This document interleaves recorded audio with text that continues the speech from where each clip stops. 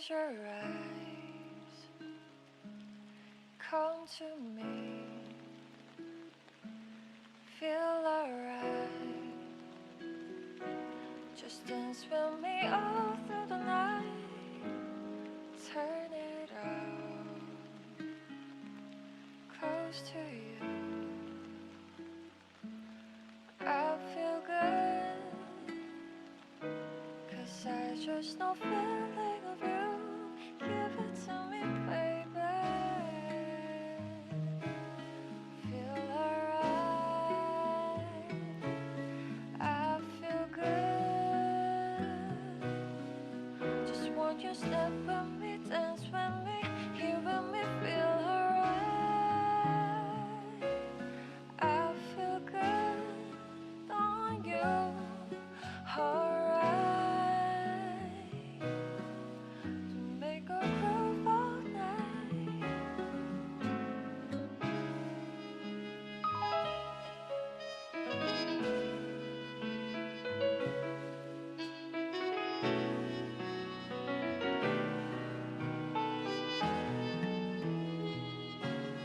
Close your eyes, come to me, feel alright. Just dance with me all through the night. Turn it out, close to you. Okay, there we go. That did it. Feel good. Is my audio now showing up as double or triplicate? Let me know. It might be. Hold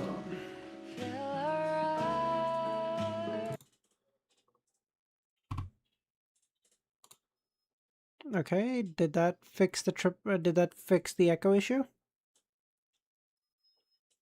Let me know. All good. Made it worse. Oh, fuck you, man. Okay. The music on? Yeah, the music I turned off on purpose. Yeah, there we go. Music is no problem.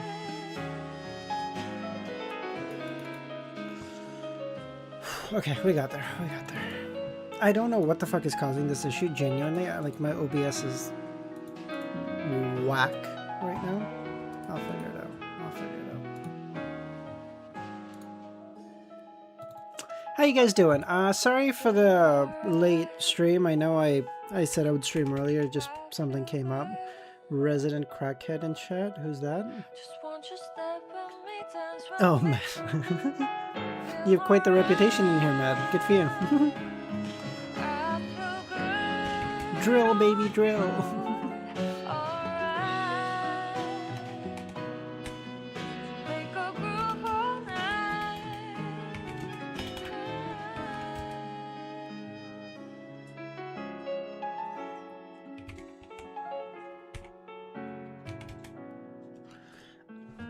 I'm a troll surrounded by 3 mods, and today we're gonna see what happens when you put me in on 13 grams. Oh, I wouldn't worry. At best, we have 2 mods. Devil really doesn't count. Devil only shine. Devil does like mod duties like once a year, and only for the brief period of time when he's the only mod available. So you've got 2 mods here at best.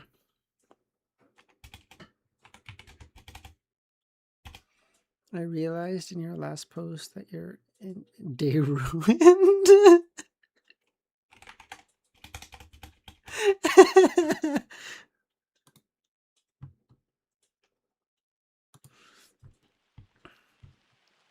True. Get him coming. Close your eyes. Come to me. Feel alright. It's okay. It's okay. Matt, he's Kami's French.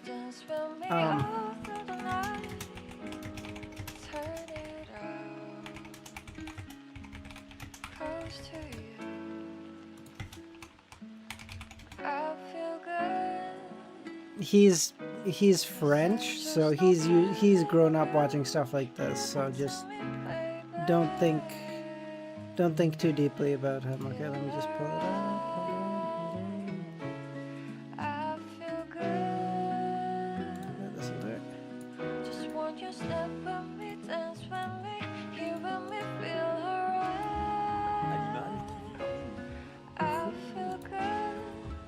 Étranger?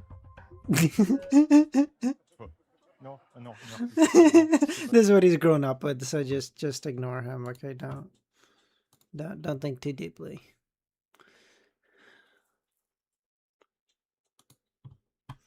It is a classic though. It is truly a classic. Too many Indians we have okay. There's a lot of Indians in the community, Kami, but then you also have to remember, what is the statistic? Is it like 1 in 5 people are Indian on the planet? Does that math work? Is it 6? Population of India. 1 point... Fuck it, I'm rounding it. I'm calling it 1.5 billion, okay? Because they're missing a couple for sure. For sure. And world population is what? 8? 8.3. Nope, not camera, idiot. Calculator.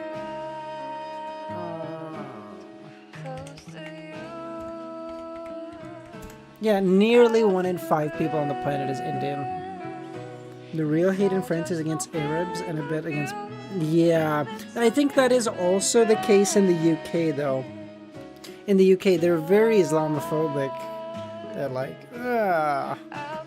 That's why I have to imagine, you know, that's why they're stabbing people on a daily basis.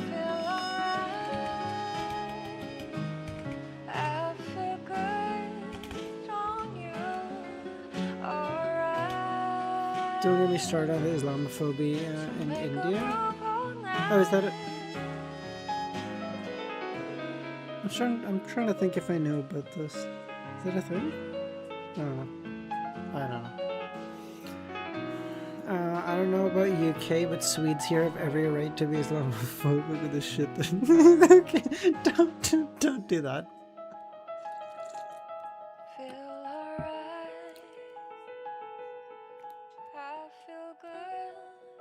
And I regularly see him rejected service? Hold on. Stop. Okay, wait. Mad. So you're saying you and your friend go down to, I don't know, you're not Muslim from the way you phrase that, so, you know, whatever you are. Did my fucking mic go out again? It better not have. It fucking better not have. Did it go out? Did my fucking mic go out? No, it did. Okay. Wait, hold on. You're trying to tell me you and your friend go to, like, a restaurant or, like, a bar or, you know, I don't know, whatever you guys are doing. Mute it for a few seconds? Okay, we're fine. You go to, like, a bar or a restaurant or whatever. They look at you and they go, oh, yeah, like, what do you need? They look at him and go, get out? That's what you're trying... Is that what you're trying to tell me?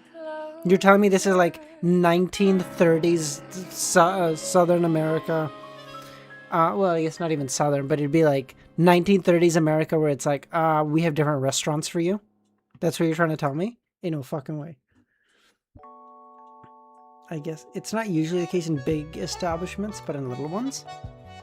Okay. You don't have to answer this. Like, I don't want you to dox yourself, so give as much or as little of an answer as you feel comfortable. You don't have to answer at all. Do you live in like a big city or do you live in like a relatively smaller town or whatever? Like, cause I don't know if this is the case, but I imagine sort of like old racism here. You can give your stream. I imagine sort of like racism here back in the day. It was much more prevalent in like smaller towns and like much less so in bigger cities. Is that the case? Would you agree that's the case as well? I'm curious. What the fuck is this word? Holy piss. Big city, but it's got kind of a bad history with it. Okay, that's kind of... okay, that's kind of burying the lead there, man. You kind of buried the lead there, buddy.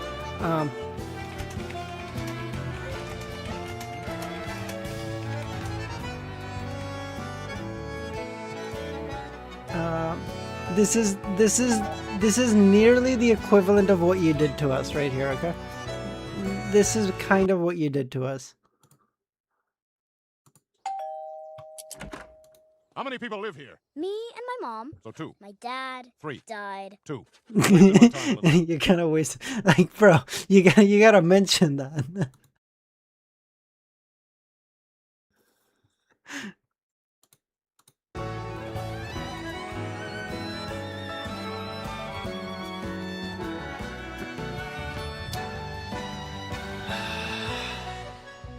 Bitch. Oh shit! Oh, I got a chance. Okay, not a big chance, but I got a chance. Hold on. Oh my god. So I'm thinking like.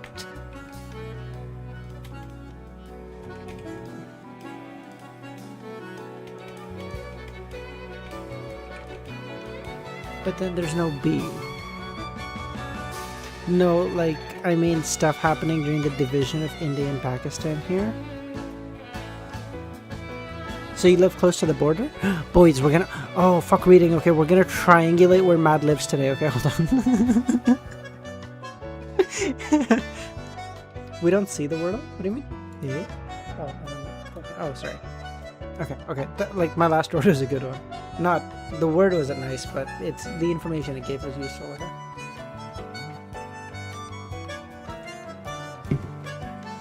So it can't be toxic because there's no O and then B. But I'm thinking like something like T-A... That's not a word. I'll give you a hint. You're telling me you just did it? You just did it? That's what you're trying to tell me? Between the last time you said, let me see the word O, and now you did it? That's what you're trying to tell me? He's cheating. Happy. No, I did it in the morning. Oh, I see. Okay. Tubic. Cubic. But then there's no T. You were close there? What was my last word? What do you mean? What was my last word? Very close? With this one or the last one? Cubic is very, very close? Okay. So then... I'm assuming CU... Is that a word? That's a word?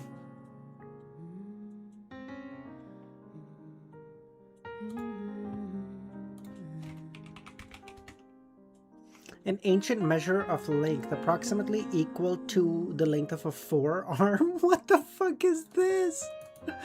What the? It was typically about 18 centimeters.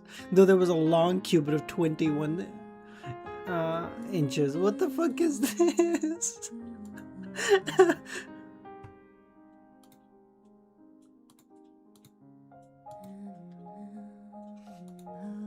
Cuttlefish always cooks with leading up to volume endings and endings itself. Yeah, generally they're quite good.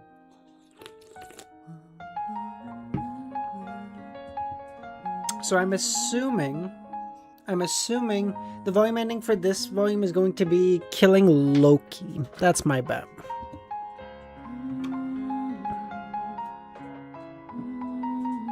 Cool. Whip.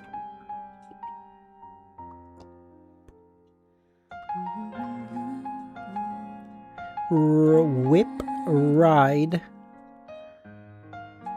auto, wheels? What?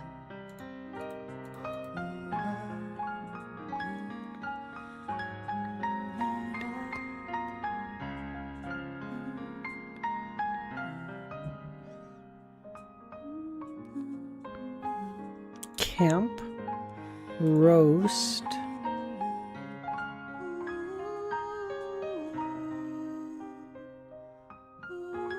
day, auto, bodysuit,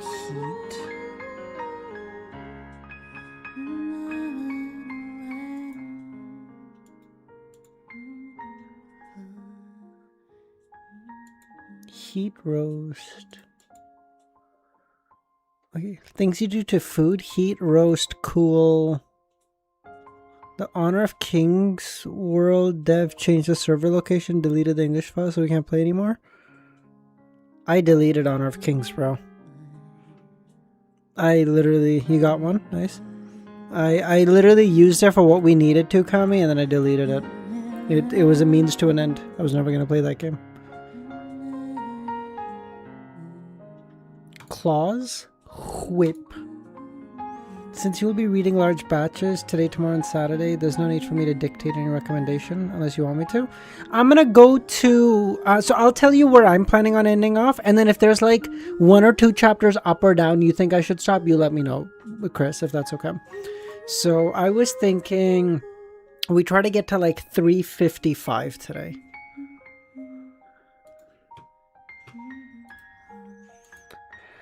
One of my clients did get the client skin though. Nice, nice.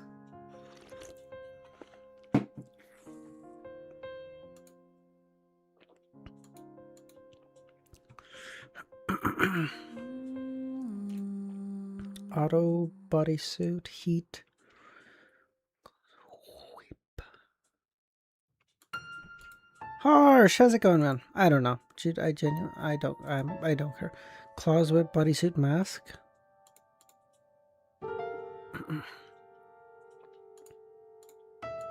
What is this? Features of a Catwoman costume? Yeah, that's where my mind went. 59 through 71 is together, give or take a few chapters, then 72. Okay, so then I don't know if I can, but what we might try is try to get to 58 today. I don't know if I can, because again, that'd be like 16 chapters. But if I can, then that way 71 tomorrow, 94 Saturday, and what's up? Cool.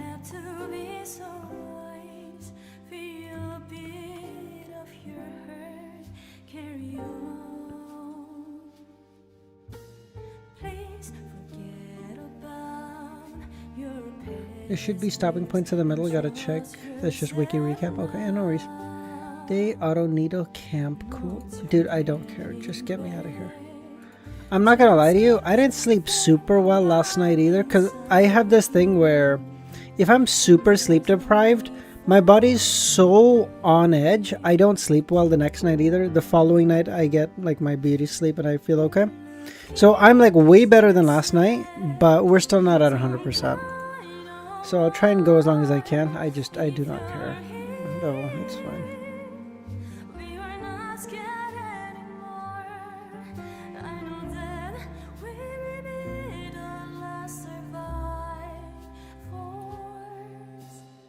Oh! Try to get to 458. Okay, Kaka, you got it. I'll do my best. I've never heard this song from Lies of P before. What the fuck?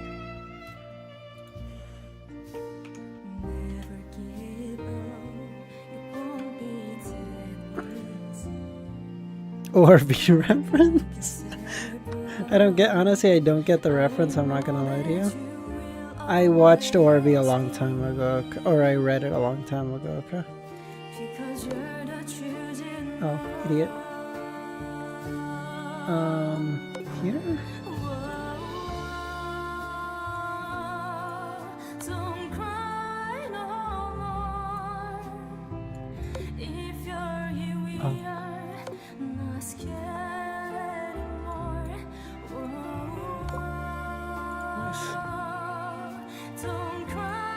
Wait, Kami, why the fuck did you delete those? Oh, okay, I don't get the reference, so I'm not gonna fault you for it. I don't get the reference, so I'm not gonna fault you, because he stabbed my heart. The fuck?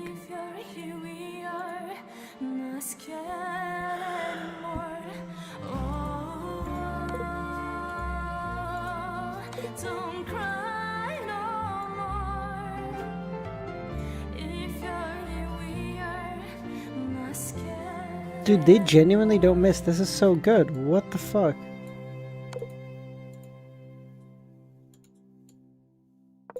Dude, there's too many fucking options. Tell me what to do. Why? Why this?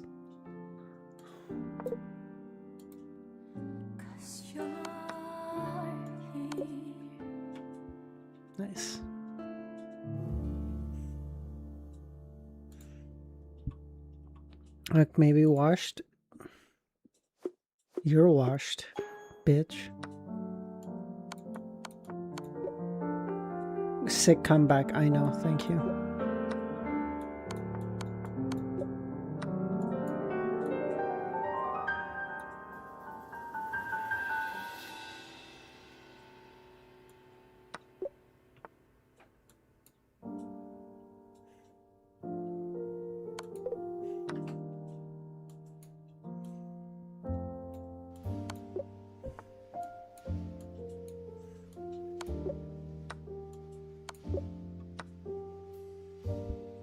Incredible. Yeah, thank you, Harsh.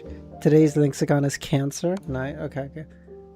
Wait, is one of the words actual cancer?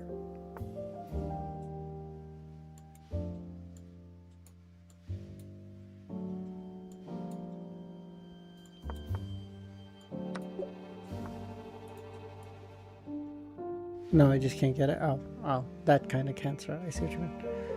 Okay. I can go here, but then here doesn't work. Here, idiot. Here?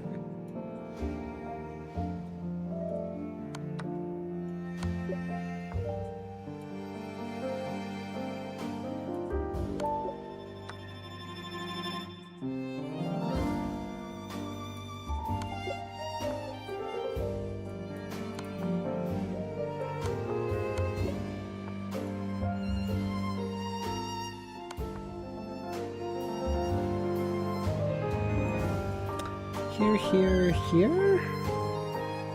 Oh no, he can't take because of the bishop. Nice. Kami, Loki,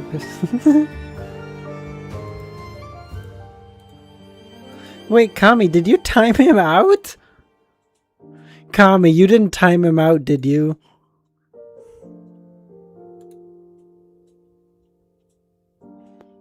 Okay, you didn't. Okay.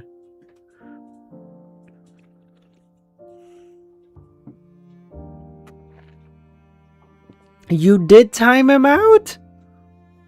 Kami, bro. Delete the messages. What are you timing him out for?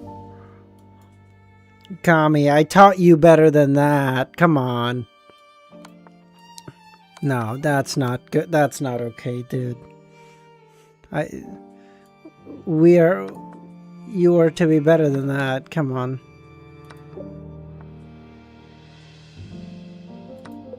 Fucking cringe. Okay, my brother's going for a ride, I guess. Here. Here.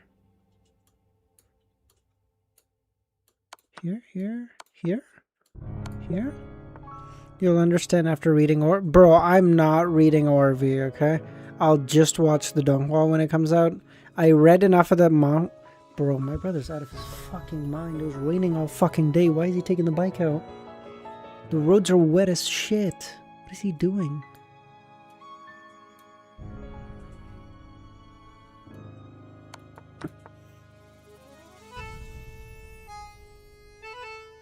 I go here, he goes here, I go here. No.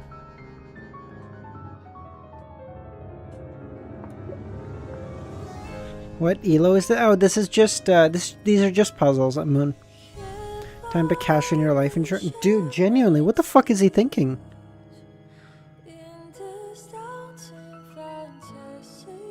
Like, the roads are so shit. Why the fuck would he take the bike out right now?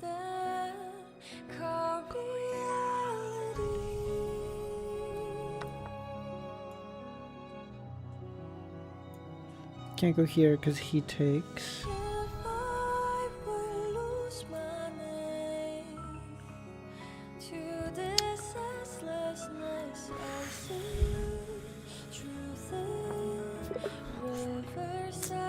Okay, I have to do the lexicon now that Devil's told me he can't do it.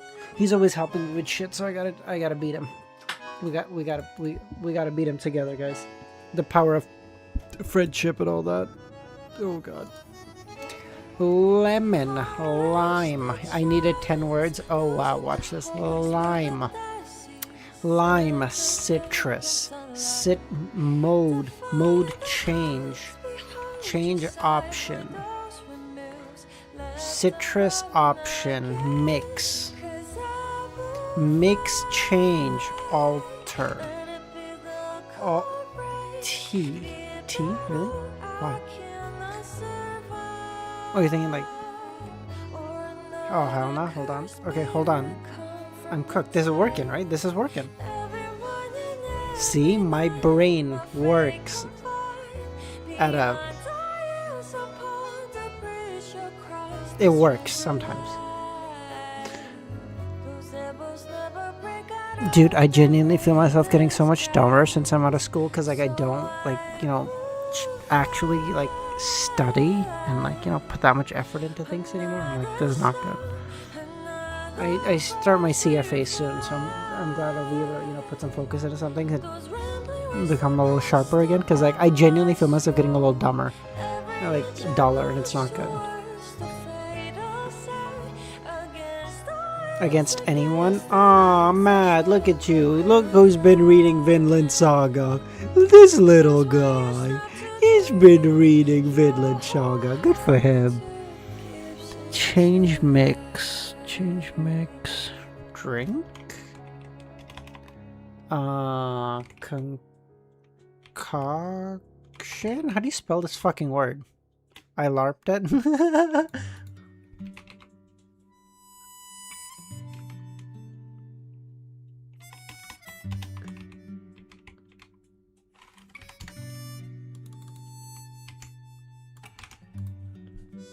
Bro, what? I heard a little bit, but I got an 8-word connection. Hold on. Okay. Change and mix.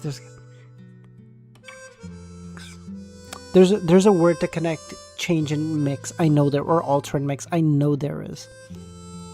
I know there has to change mix.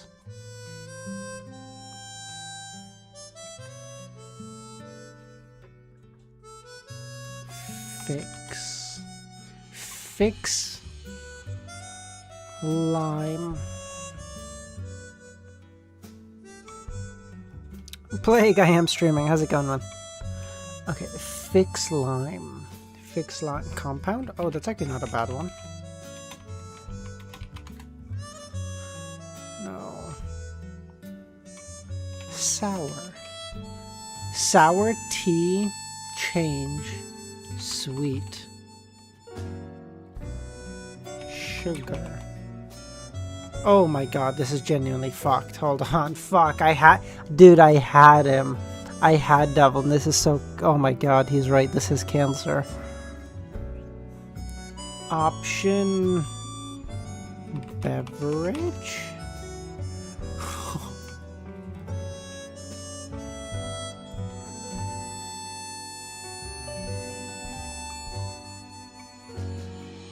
Oh, this is so whack.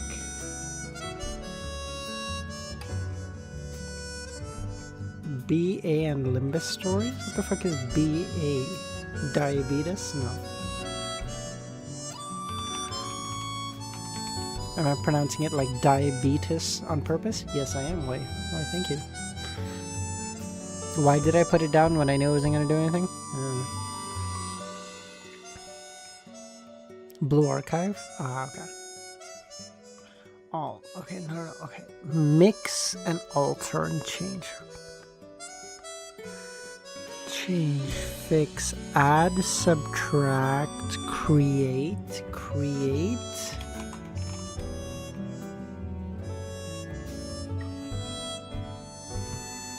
Cancer? Genuinely?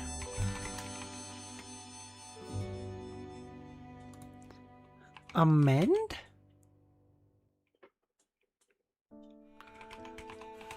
Modify? That's not how you spell it.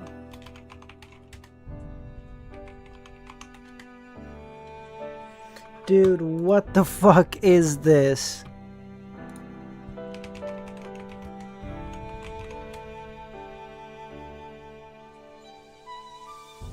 Mad, you have, for the next 24 hours, you have the blessing of the bald with you. Go with God, child.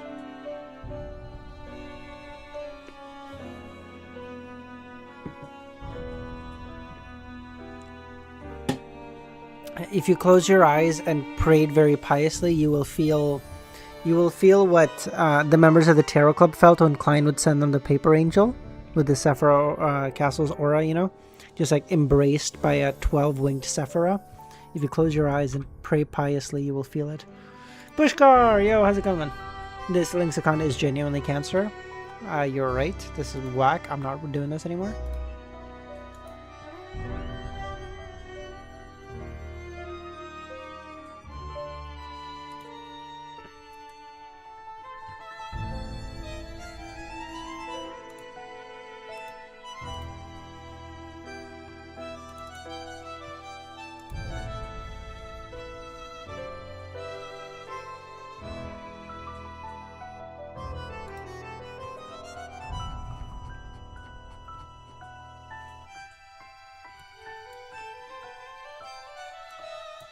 So now there are 2 sequence 6s and a sequence 7. Damn, Jenna's progressing fast as fuck, boy.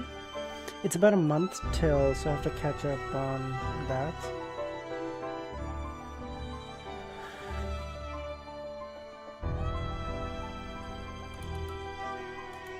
Did Matt just say he can feel the light shining upon him through his balls? Is that what he just wrote? Am I reading this incorrectly?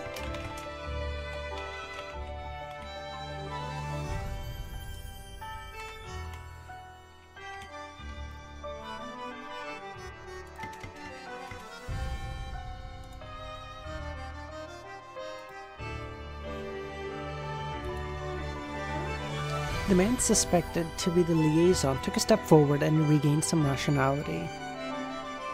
He adjusted the dark bow tie beneath his neck, and the 3 distinct figures materialized above his head and shoulders. Tamed imps. Unknown! Yo, how's it going? God damn, your fucking profile pic looks cool as fuck, man. The 3 translucent and indistinct imps burrowed towards the Bouvard Pompero chest, each finding its place to suckle in a frenzied manner. Suddenly, their figures became much cleaner. They left his body, circling and flying about fast. With no corporeal form, they effortlessly traveled through the walls and doors of the home and quickly went through the master bedroom's wardrobe, desk, changing room, and washrooms. One sinister-looking imp with a bluish face even circled the room's shadows, ensuring no beyonders were lurking. Seeing Paulina's puzzled and watery gaze as she opened her eyes, Pompero subconsciously explained, "My danger premonition tells me that something is amiss here. Lately, I need to be extra cautious and avoid any mistakes. After I eliminate the hidden dangers and confirm my safety, I will enjoy my evening with you." For some inexplicable reason, Bouvard's tone was gentler and more eager to explain than before when facing Paulina. As he finished speaking, one of the imps left the master bedroom and entered the adjacent room. Within its bluish-white skin, it reached the end of the corridor, passed through the wardrobe, and entered. In that moment, it saw a figure, bound and gagged. The figure wore a pale white nightgown, and her clothes were disheveled. Another Paulina. The contorted-faced imp let out a shrill cry and rushed back to Pompero's embrace. As it drew closer to his chest, it relayed the scene that it had witnessed to its feeder.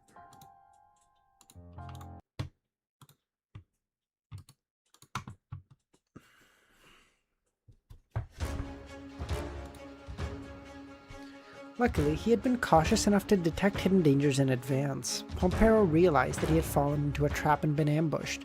The liaison darkened and merged with the shadows, sliding into the wall's shadows like a snake. His ability was unlike that of many Beyonders. They relied on the dimness of shadows to hide. Well, he became a shadow, truly becoming part of the darkness. "You simply adopted the dark. I was born in it, molded by it.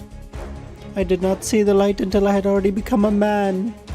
By then it was nothing to me but blinding." At that moment, Pompero felt sorry. Anytime something like this comes up, I can't help but do the whole shit like, okay? At that moment, Pompero felt as if he had plunged into the lightless sea. His body extended and merged into the inky droplets. Quickly darting through the room and at the end of the corridor, his mission to save Paulina and escape. He harbored an extraordinary possessiveness for this condiment beauty. As Bouvard moved through the shadows, he heard a crisp crack. The wall lamps blazed to life, filling every inch of the glass with flames. The gas lamps in the corridor transformed into miniature suns, banishing the shadows. Only a humanoid shadow remained on the ground. Jenna, who had transformed into a lady maid using lye, emerged from the side room and cast a black flame onto Pompero. The liaison immediately felt pain and weakness originating from the depths of his soul, and used shadow substitution. In the home, Paulina's butlers and servants had become true believers in inevitability. They submitted to the envoy, Pompero, and their shadows were offered for exchange. In Paulina's maid room, the human shadow quickly squirmed and transformed. The black shadow stood up, becoming plumper, resembling Pompero. The shadows in the corridor quickly dissipated before the black flames. The lady maid in the room twitched a few times, and black flames oozed from her nostrils, ears, and mouth. Pompero seized the moment when shadow substitution took effect to activate another ability. He sprinted forth, leaving behind denizens, even hundreds of phantoms. His body flickered amidst the phantoms, shifting positions so that Jenna couldn't lock onto him or distinguish. In the blink of an eye, Pompero, accompanied by a group of figures, entered the room where Paulina was bound and opened the corresponding wardrobe. Her eyes filled with surprise, desire, and hope as she watched Bovard's right hand, gleaming with a metallic luster, become sharp. In an instant, the liaison severed the rope and attempted to escape.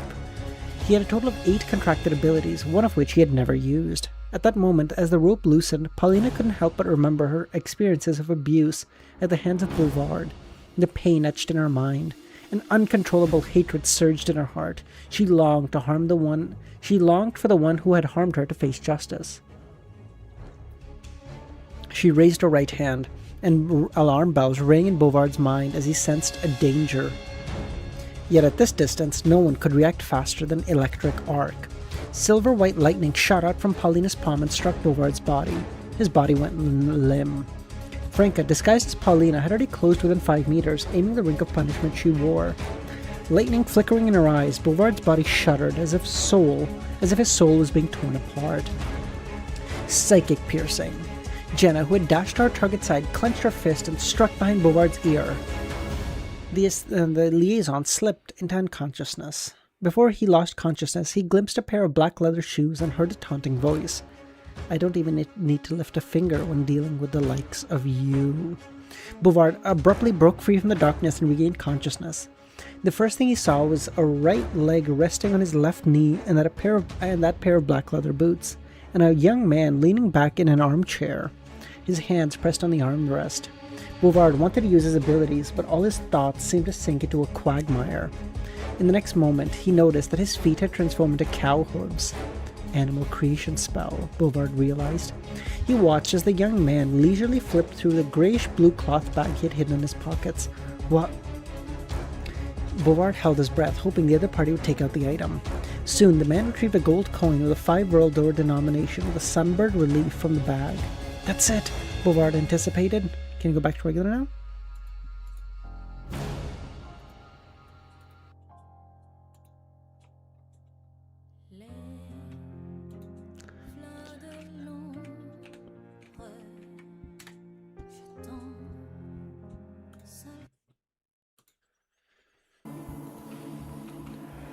Simultaneously, he focused on observing the other party's luck. One of the few abilities not restricted by the animal creation spell.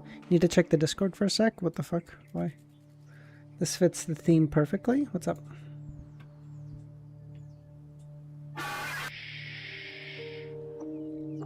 What the fuck is... What are you sending me? What the fuck is this? Dude, 2.5 million views.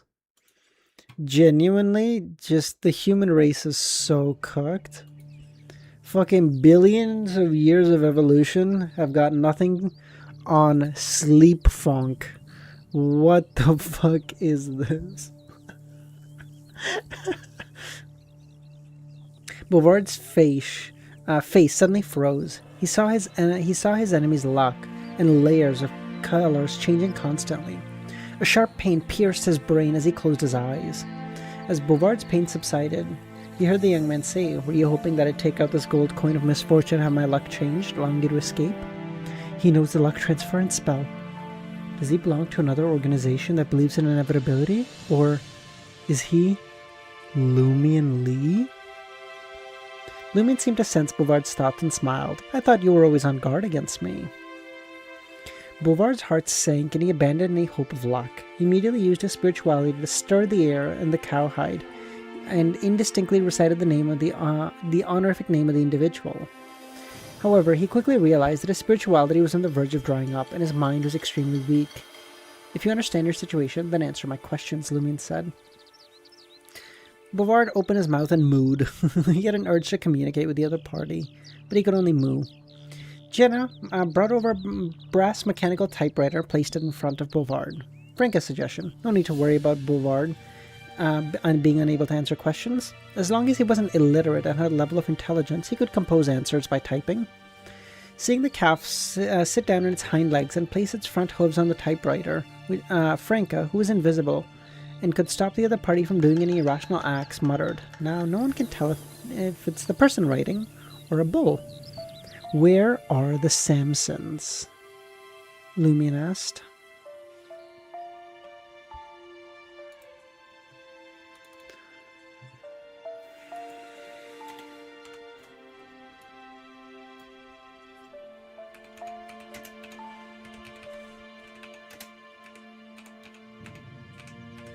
So really, if you think about it, if I didn't have work and I was this locked in, I could finish COI in like 2 months. That's pretty impressive. But alas, I am a contributing member of society.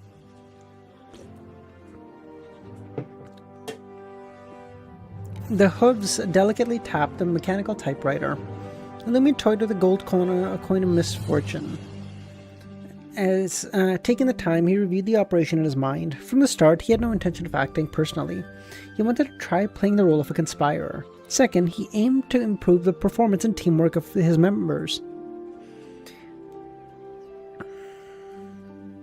I doubt that you could emotionally say, "Oh yeah, no. I don't think I could do it in 8 weeks, in an 8-week stretch. I don't think I have it in me, but like, theoretically." Considering Bouvard's possessiveness, Lumion shifted his attention to Paulina. Through Anthony's repeated cues, the woman accumulated resentment from the abuse that had fermented. To make Bouvard lower his guard, allowing danger premonition only trigger at the end, Lumion not only made Franca prepare against divination, but also had his companion masquerade as Paulina, making the target unconsciously believe that the one tied up was the real one. Of course, she was, but before Bouvard cut the rope, Paulina didn't hold any true grudge. Her sincere desire was to be rescued. Jenna's role was to launch an attack and provide suppression, preventing the target from observing the environment or contemplating, forcing him to approach Paulina and escape from the home. Additionally, they wanted the enemy to instinctively believe that the ambush centered around the master bedroom. The room where Paulina was held was relatively secure. As Lumion had foreseen, Bouvard sprinted into the trap. Without focusing on Paulina, the danger premonition of Bouvard, regardless of how convincing Franca's performance was, or how similar she looked to Paulina, would have sensed it in advance and sent the imps to confirm cautiously. From this act, traps are the simplest and most discreet conspiracy. Lumion sensed the potion's minute digestion and sighed. Wiz invented taxes? What do you mean down with harsh? Do you go to school, motherfucker? Is that subsidized by the government? Do you take the roads that paid for by the government? Do you live in a sovereign country defended by your military? Do you call the police when something goes wrong? Do you pay for them? Yeah, that's all funded through taxes, idiot. Yeah, I thought of that. You think Roselle is... You know how goated they think Roselle is? I'm like that, but like 2 levels ahead, okay? And I sit in the shadows. I don't have statues built in my honor. Saying like that there ain't potholes. I'm sorry, would you prefer a fucking hole with a road with potholes or no road? Please tell me, motherfucker. Go on. Is it perfect? No, but we're trying. Jenna ripped the paper filled with words from the typewriter. Oh, wait, hold on. And read it to Lumion and Franca. More than 2 months ago, the Sampsons went somewhere and haven't returned. I don't know where. From what they said, it's something important, though. Before this, Constance, the mistress of the Sampsons, had already gone mad. To prevent her from taking drastic measures when out of control, her husband, Voisin Sampson, along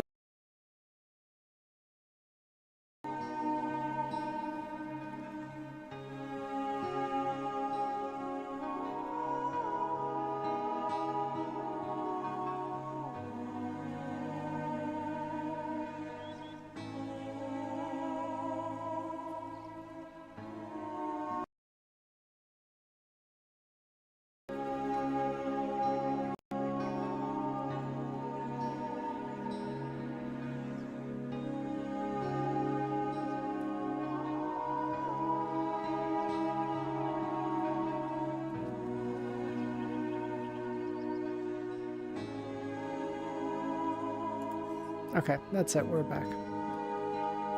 Dude, I need to buy a new mic. Oh, God.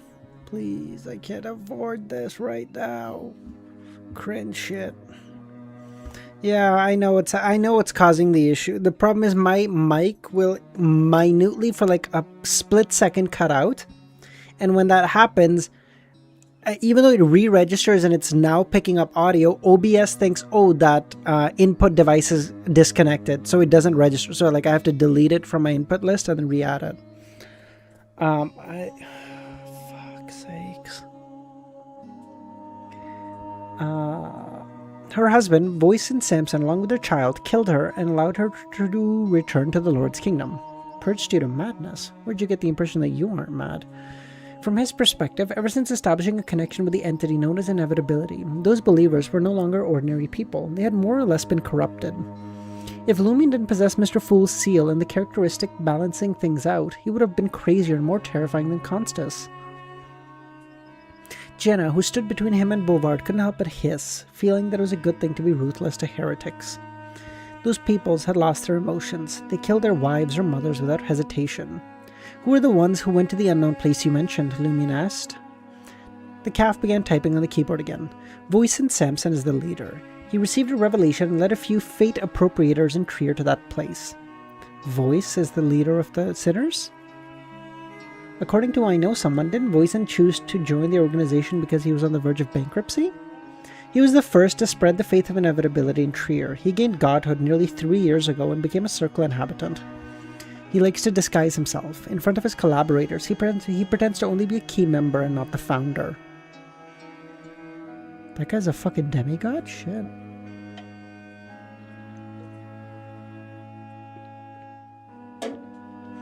His wife and children were brought into the mysticism world by him to become a bestowed of the inevitability. Apart from the deceased Roche, his wife and 3 children are now fate appropriators. Of course, Constance has already been purged. A demigod. Actually interacting with lower mid-sequence beyonders like Loki and I Know Someone. He's cunning. I wonder if anyone else noticed. If they didn't, they're truly living in their own worlds. Who's the hunter and who's the prey? Lumi and Mock, the 2 key founders of the April Fool's organization once again. Simultaneously, he gained a deeper understanding of the organization. The cult had been established with the Sampsons at its core. Why didn't Voisin let Guillaume Benet know that he was the leader of the sinners? Lumion asked. Guillaume Benet was a Sequence 5, on par with the Sampsons and other key members. His Excellency believed Guillaume to be overly ambitious. If he's involved in core matters, it will make him arrogant. To put it simply, his conduct at the ritual in Cordoue left Voisin dissatisfied, believing that he had messed up the descent of the inevitability angel. However, due to the entity known as inevitability not punishing Benet on the spot, he could only suppress his dissatisfaction and accept Benet. Has Voisin occasionally contacted you for visiting that place? What are you responsible for? Why do you think you need to be cautious and not make mistakes? Before His Excellency depart, His Excellency, bro, calm down, it's not the fucking king. He informed me that he wouldn't contact me for 3 months and would only return after the matter was finished. Me and a few others are responsible for managing different businesses and contacting different believers. We want them to focus on their prayers and businesses for the next 3 months and not cause trouble. Likewise, for the few of us. Does Inevitability's oracle believe that the catastrophe will descend within 3 months? What's your favorite dessert? Honestly, I'm not a big fan of sweets, Pushkar. The only sweet thing I genuinely enjoy is ice cream. I fucking love ice cream, okay? That's it. I don't really like anything else sweet. I will have chocolate occasionally if like everyone else, if we're like, we've all gone like grocery shopping or whatever and everyone's like getting a chocolate, I'll get one. But like I don't like sweet things in general.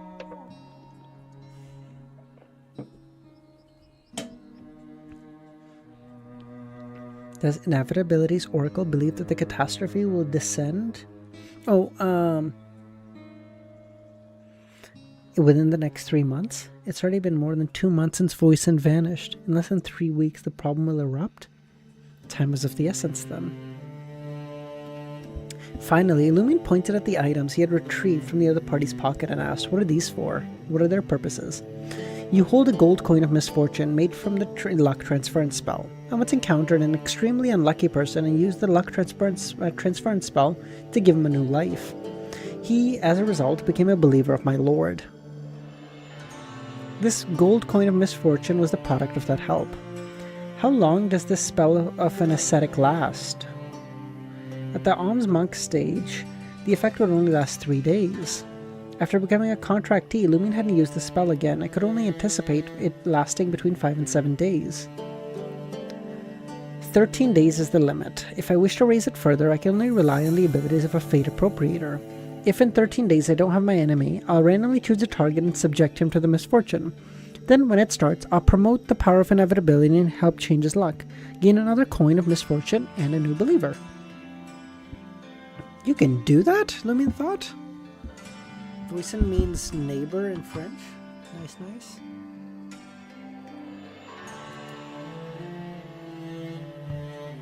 Moswa neighbor coming to fuck your wife, Kami? You're not married, you don't mind.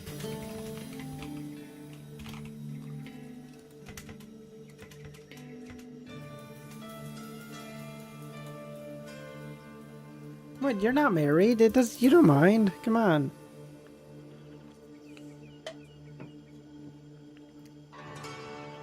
Think about it. Does it really count?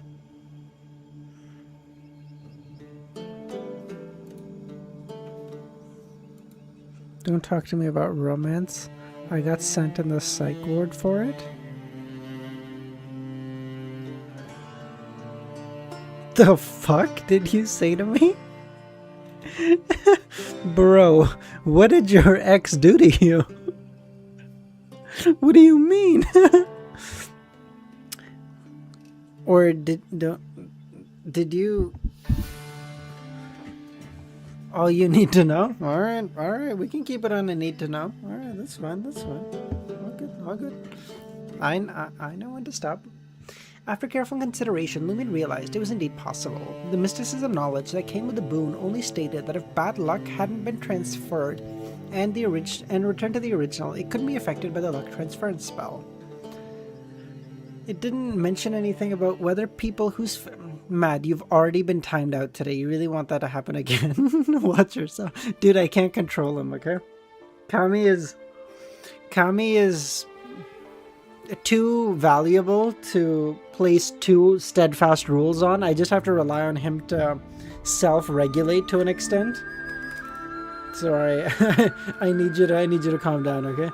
Just because if he starts timing you out, I don't have much to hit him with. I can take his mod powers away, but it's just a fucking hassle for everybody involved. I can't underestimate others. Although they are mostly foolish and not clever, they occasionally come up with strange and unusual methods. Aurora once said that no matter how foolish a person, they will always succeed after thinking 1,000 times. Since he didn't show any signs of losing control or potion's power dissipating after advancing to Conspirer, Lumion had already digested a bit of potion. Lumion could pray for the ascetic boon in just a few days and gain the ability to establish a new balance. You don't have more than Dr. Z? Oh, true. Dr. Z alone is probably like 30 subscribers on the channel. There was, for the entirety of Volume 3 of Lord of the Mysteries, you remember how long Volume 3 is, okay? She used a different alt for every single stream. For the entirety of, like, put that into perspective.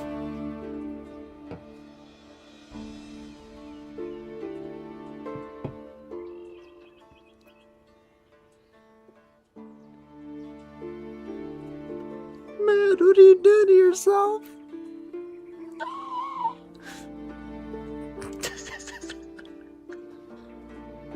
Damn, that's pretty good though. That's pretty good.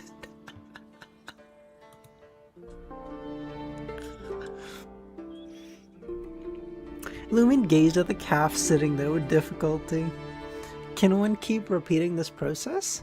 With each luck transfer, the River of Fate will undergo a certain change in advance. This will result in misfortune occurring sooner.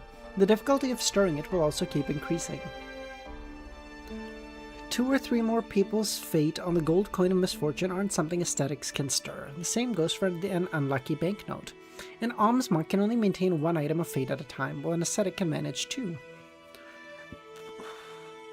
How much longer can the gold coin of misfortune and banknotes last? 10 days, the calf said. Franca had heard Lumion mention the luck transference spell, instructing her and Jenna to carefully distinguish spoils of war when facing those on the inevitability pathway. After listening, she muttered, "What unlucky banknotes? I think they're life-threatening banknotes."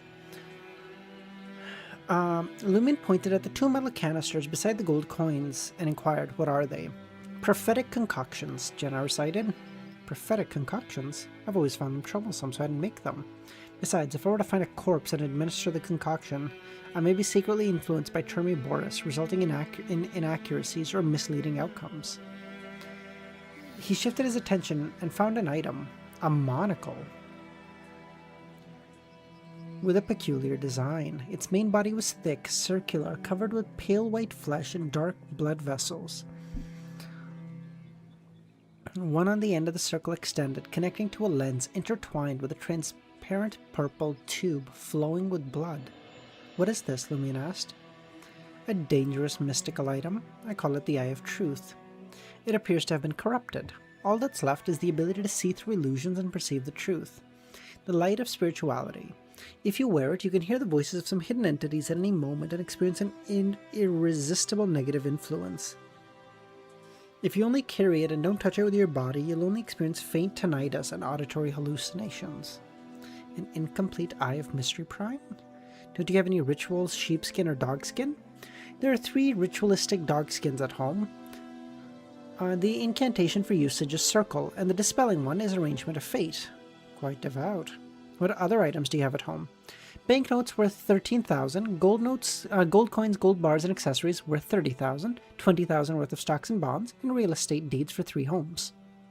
Stocks? I need to secure those stocks and sell them on the black market. Who knows if they'll crash tomorrow, Franca thought. Real estate can't easily be discovered by official beyonders and is difficult to liquidate with more than 60,000. As expected of the liaison responsible for the Sinners organization. Lumion inquired about the whereabouts of his residence. Finally, Lumion inquired about the other liaisons and important members of the organization, but Bovard had limited knowledge. They mainly had one contact method with the Samsons and handled their own tasks. Their knowledge of other members was minimal. Cook, I noticed a few vegetables missing. I asked him what was that about.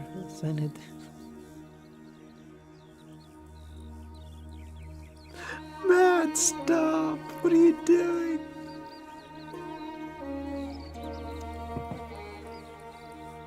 Kami, I don't condone this at all, I want you to know, okay?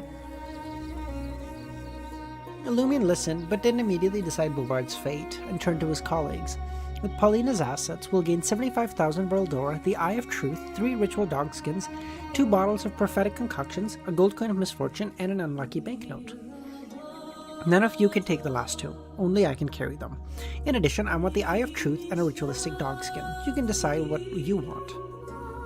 Jenna cast her eyes at Franca, feeling that her companion's sacrifice was somewhat excessive. She had the right to choose first. I want the 2 bottles of prophetic concoction and a dog skin. Forget it. I'll switch to 15,000 world ore, all in gold. I want 2 dog skins, they'll be quite useful to me. And CL, I need your help when the time comes. Oh, and another 20,000 world ore, Anthony said. Jenna realized that left her with 40,000 for her own. I'm essentially working for you as an interest payment, she turned to Lumion. There are spoils of war, even for work. Take them. Have you noticed that making money has become easier since we have missed sequence 7? Okay, I'll return 25,000 to you and 15 to Franco. With this, Jenna's debt had significantly reduced. She no longer owed Lumion anything, and the speed at which she was amassing wealth had far surpassed her expectations. As Lumion and the others discussed the distributions of the spoils of war, Bouvard couldn't help but find the situation intriguing. Most of the items they were talking about once belonged to him. He observed them engrossed in their discussion.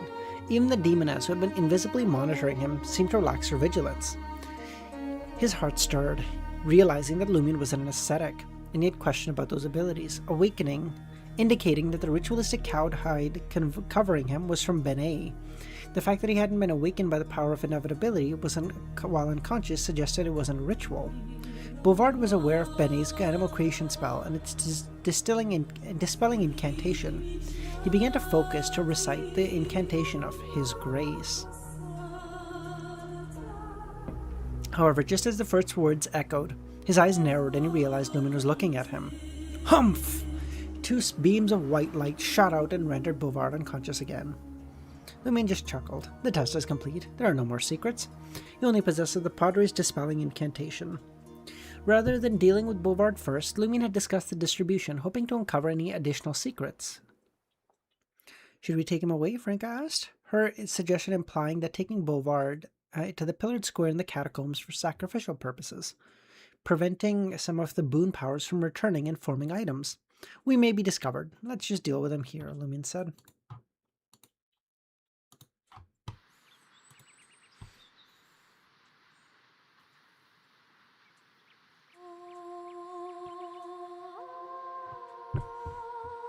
Alright, Franca responded.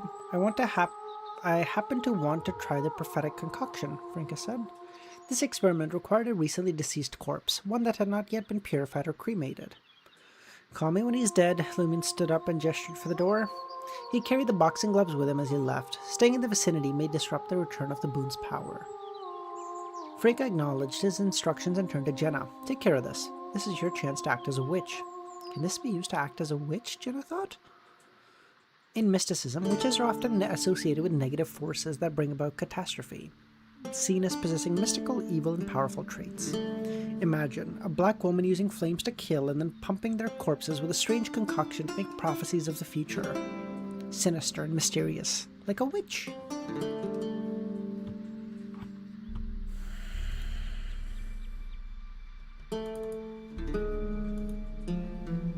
Dude, have I been streaming for an hour? Or you're lying?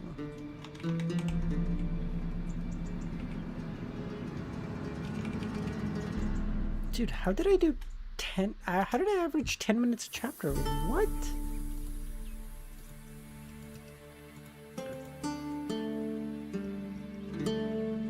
Okay, I guess I started reading about half an hour ago. So, barely done. Well, I guess I'm still averaging about 10 minutes a chapter.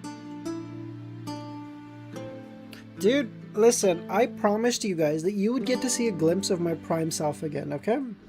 Even if just for a moment, even if just for 1 week, you guys would get to see that I am not washed, okay? I'm just tired and busy. Not the same as being washed. And besides, harsh. What would you know about being washed? You dumb bitch. Witches are associated with negative forces that bring about catastrophe. Jenna, in her role as an instigator, had come to understand that instigation led to catastrophe. Jenna was quite sensitive to this term and believed it could be a key element in being a witch. This confirmed his suspicion: negative forces. Sequence 2 of the assassin pathway is called the Demoness of Catastrophe. Jenna nodded and approached the door of the activity room, turned the knob on the wall, causing the wall lamps to emit a dimmer light. After doing the same for all lamps, the room grew darker. Franca asked, "Are you trying to create a dark, terrifying atmosphere? Don't witches always appear in such settings?" As expected of an actress, Franca praised. In the gloomy, dimly lit room, Jenna returned to the calf. She leaned forward and said, "His Grace." Nothing happened. Outside the door, Lumion chuckled, recognizing Jenna's commitment to her bit. She knew she lacked the bestowed powers of inevitability and couldn't use the creation spell. To portray a witch, though, she had to follow the process. Lumion raised his voice, mimicking the grandeur of Termiboris, and recited, "His Grace." In the activity room, the brown cowhide split open, revealing Pont Perot. With this accomplished, Lumion proceeded until he reached the entrance of the home. Through the glass window, he stared at the drizzle. Jenna crouched down and placed her right hand on Bouvard's forehead. Black flames emerged from her palms, seeping into him. These flames didn't crackle, but engulfed him like a water. After more than 10 seconds, his body convulsed, and moments later, it simply relaxed. He had lost his life. Dude, I will say, this is like, COI is a lot darker than Lord of the Mysteries. I feel like most of the deaths I remember, what the fuck was that? I'm remembering in Lord of the Mysteries were like fights and deaths. Here, they seem to be like point blank executions. Like, there's no nothing, like just, like that guy's passed out. This guy was a fucking cow. They knocked him out, took him out of the cowhide, and just fucking basically infused him with fire from the inside out. And just, what the fuck? Or like lobotomizing the other guy. Like, what the fuck is that? This is so much darker. Jenna genuflected once more and poured the potion into Bouvard's mouth. The prophetic concoction. The dark liquid flowed through the corpse's mouth and lingered there. A faint gust of wind blew and the wall lamps took on a faint blue hue. Sensing this, Lumion turned away from the door, passing Anthony Reed and entering the activity room. The sound of the corpse swallowing the liquid reached Lumion's ears, and with a swish, Bouvard sat up. As Jenna gazed into his clear, deathly pale eyes, she marveled at their magical quality, the vibrant colors, the pure light, and the visible form. She had no questions. She was merely acting. She turned to Lumion and Franca. Franca motioned for Lumion to take the lead.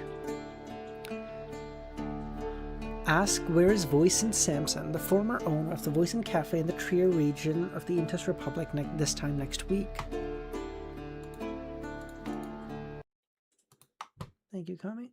Oh god, this fucking music.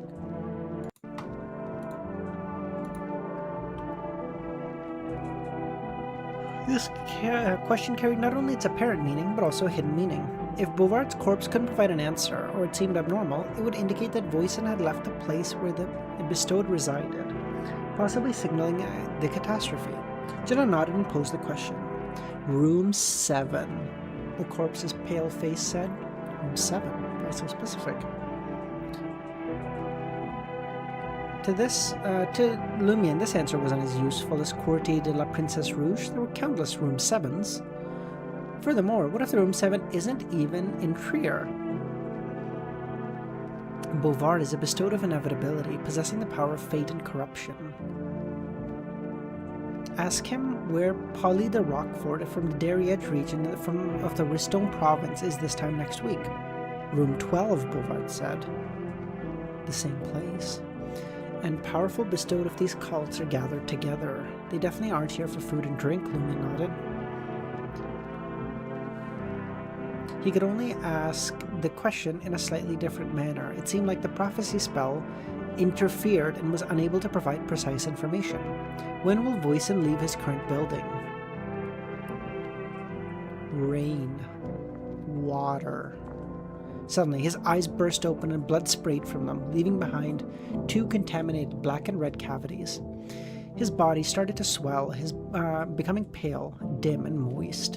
In the blink of an eye, the corpse vanished from the sight of Lumion and the others. Franca, clutching the mirror and prepared to cast a curse on the mutated corpse, lost her target. Drawing from her limited experience, Franca speculated, could it be that an extraordinary event or entity was prophesied, leading to a horrifying backlash? See, divination and prophecies are treacherous undertakings. Let's leave now and head to Bovard's residence to secure the spoils of war, Lumion said. Yes, but we must be cautious. What do we do with Paulina and the other heretics? Should we kill them all? I'll take care of it. I'll handle it, Franca raised her hand. I want some enjoyment, no, pleasure for myself. Seeing the perplexed expressions on Lumion and Jenna's face, what's on your mind? I'm not talking about that. That's not the only way to have pleasure, you idiots. Doing something to entertain herself. Lumion scoffed and walked out of the room. You have 5 minutes. 5 minutes? Jenna muttered as she settled in front of the brass mechanical typewriter, donning gloves and typing. Before long, Paulina, the butler, and the others, who were securely bound, had notes attached to them, reading, "We're heretics. Our faith is in an entity known as inevitability. Arrest us. Our leader is Voisin Samson. He and his core subordinates have gone somewhere, saying that they will stay for 3 months. They went just over 2 months ago. I have regeneration, danger premonition, electric arc. Please be careful." After pasting these papers, Franca scanned the area with a sense of delight. She then turned her attention to Paulina. "A dancer's flexibility may help you escape the ropes. I can only add 2 more layers of unconsciousness to you." She then ignited Paulina's spirit body with flames, weakening her, and followed by this Bliss Society sedative. Franca clapped her hands together and left the room.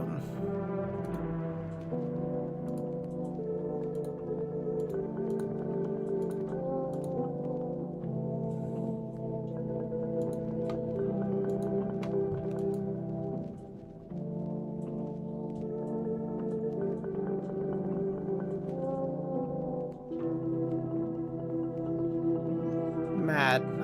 I did warn you. I did. After ensuring the success of the police reports, Lumion and his companions retrieved the assets that could quickly be converted into cash. Reverting to his original appearance and taking a carriage back to the market district, Lumion was on the verge of inquiring Franca about something when they noticed a figure darting through the darkness. The figure was dressed in a white shirt, black pants, and dark socks. Bovard Pompero, his previously vanquished corpse.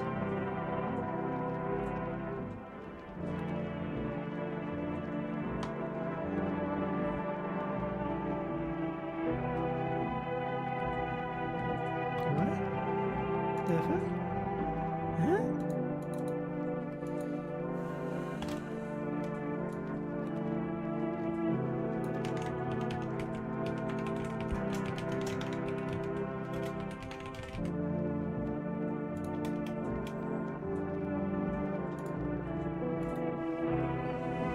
Spooky hour. We got corpses walking around now?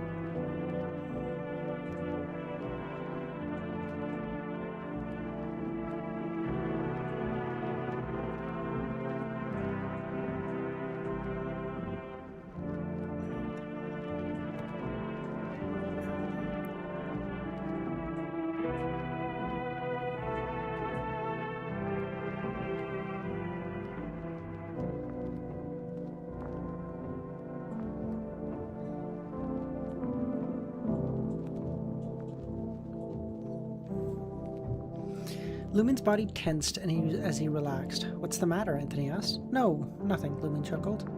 "Your smile and response always make me suspect you're up to no good," Franca said.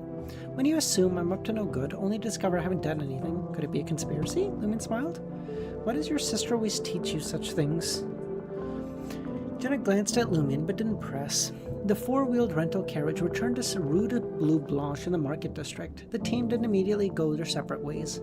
Following Lumin's suggestion, they gathered in Franca's apartment to discuss. "I need to use the bathroom," Lumin said. "Now?"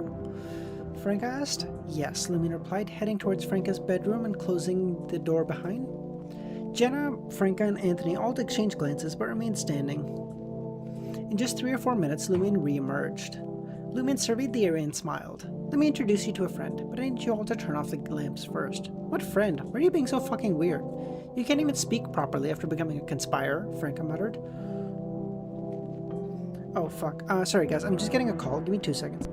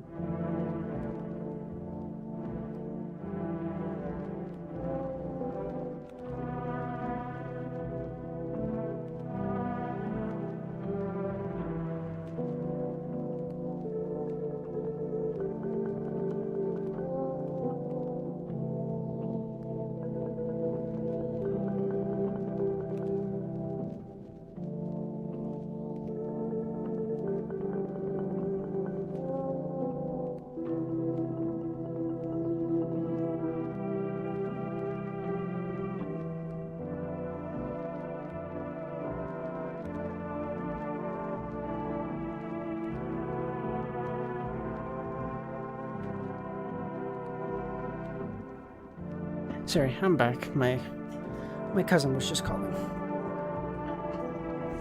Okay. He didn't talk nicely before either. It always felt like a provocation, Jenna muttered. Before he gets me again, what the fuck did you... What did you do, man? My DMs? Did you message me that night? I don't think you've sent me anything, mate. Oh, there we go.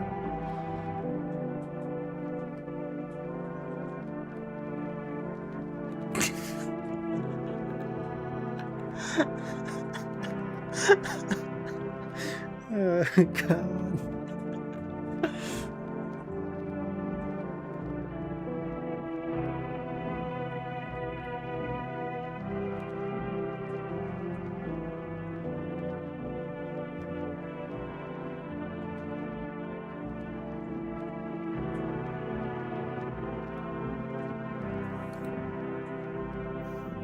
You want me to read it out loud? Oh, for fuck's sake! You're gonna make me lose my music guy, man. What are you doing to me? Okay. Okay. Mad sent. Okay, I want to be really clear. Okay, Mad sent this. I didn't. If anyone clips this with just me saying it, I'm gonna lose my shit. Okay.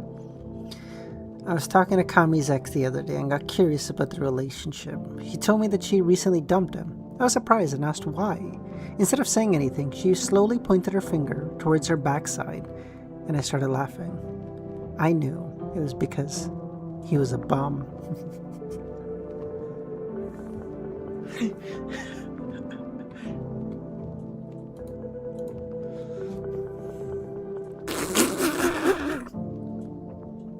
Hey, get him, Kami, okay? I warned him. He is now aware of the consequences of his actions, okay?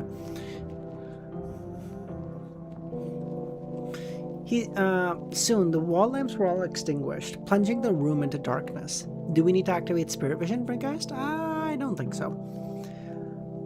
Soon he saw a face reflected in the dark glass window. The skin on the face was puffy, pale, and moist. Bouvard's corpse appeared. Has it been following us, Brinkgeist? That's right. According to my observation, it only appears in a very dark environment. For when it will attack, I don't know. Aren't you worried? That thing is a corrupted corpse. No one knows what abilities it has, Frank asked. Shouldn't you be happy to see an old friend? He paused for a moment and explained. I regretted not being able to prevent his corpse from vanishing. Although his prophecy has been interrupted, the source of corruption and the backlash it suffered can point to many problems and entities. Isn't that a clue? Bouvard's corpse, as if drowned, suddenly fell backwards, as if someone had just grabbed his collar and yanked him out. Behind him, the darkness intensified, as if a strange tunnel had opened. In the depths of a tunnel, strange specks of starlight flickered. Pompero's eyeless corpse plummeted into the tunnel, accelerating and shrinking. I found a helper, Lumen smiled. Even if the four of them could easily deal with the corpse, Lumen didn't think anyone present could carefully investigate and determine the source of the problem. They had to get some help. In entering the room to write to Madame Magician, Franca realized, Jenna also guessed that the secret organization that used tarot cards had taken action. So the next step is to await the autopsy report? Anthony asked. Did you find anything in your investigation of the Dream Seekers organization? Lumen asked.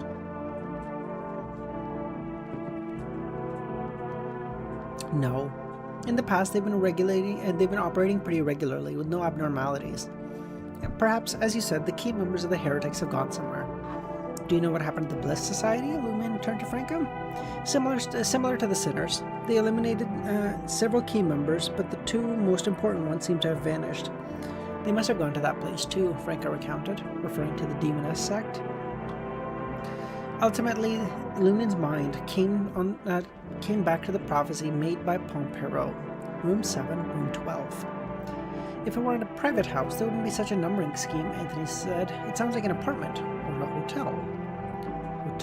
Hotel.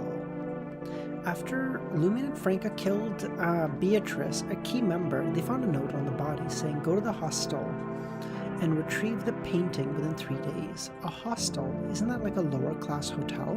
Isn't it normal to have numbered rooms? Hostel. Lumen uttered the term. Is that where numerous evil gods bestowed go to? Did Voice and Polly and the others go to the place codename Hostel? We need to confirm it, Lumen said.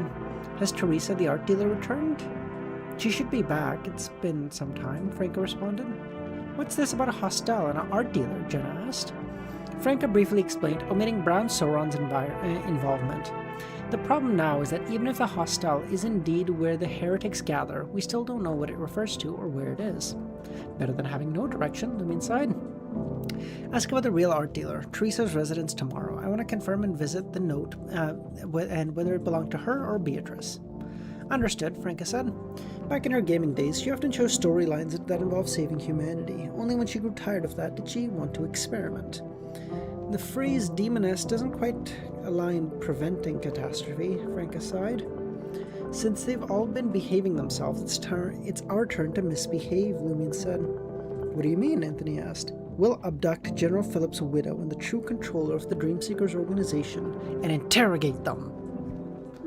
We got him.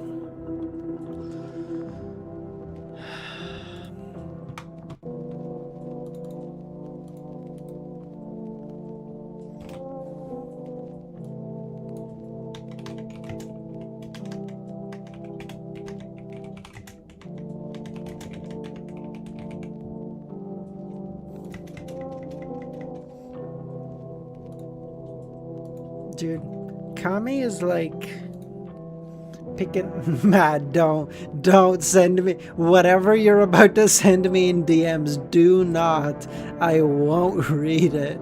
Don't do this to me, please. He's typing in DMs. I can see him. He's sending me something.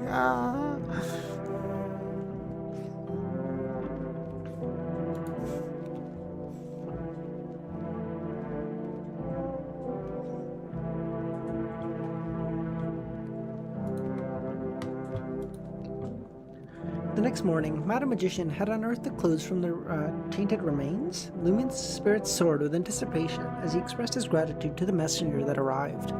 We possess limited knowledge regarding the evil gods beyond the barrier. The hostel and its location still eludes us, but we have formulated some conjectures.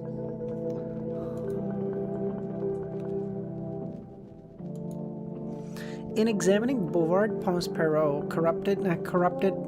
his corrupted remains, I discerned a corruption bearing a resemblance to the apprentice pathway.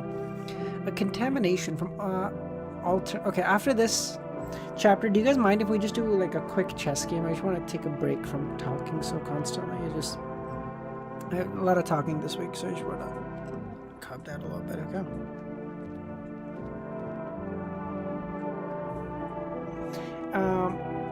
I discerned a corruption bearing resemblance to the apprentice pathway, a contamination from an alternate dimension in space-time. Had I not intervened, unless it had manifested and attacked you, you would not have been able to make direct contact with it.